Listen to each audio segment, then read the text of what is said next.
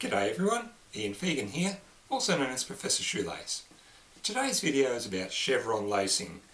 Now chevrons are those upright and inverted pointy bits that you see on military and police uniforms, and I thought it'd be a good name for a lacing method that has similarly upright and inverted chevrons.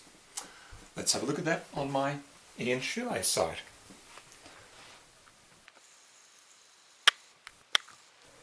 Now you can see the diagram has downward pointing bits at the bottom and upward pointing bits at the top, and if I animate the diagram you'll see that's done by having the lace ends feeding in through the eyelets in the bottom section and feeding out through the eyelets in the top section.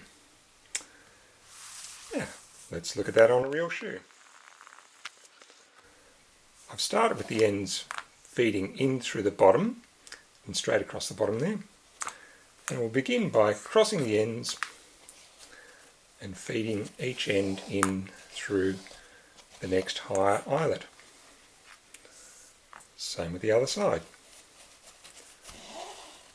Again, cross the ends and feed in through the next higher eyelet. Same on the other side.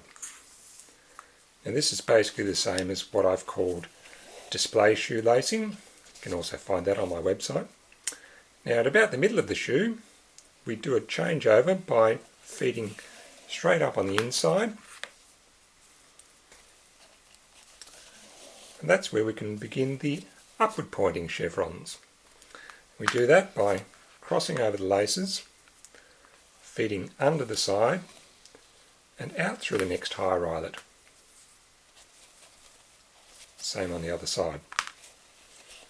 Again, cross the laces, feed under the side, and at this point we're already at the top of the shoe, so we feed out through the top eyelets.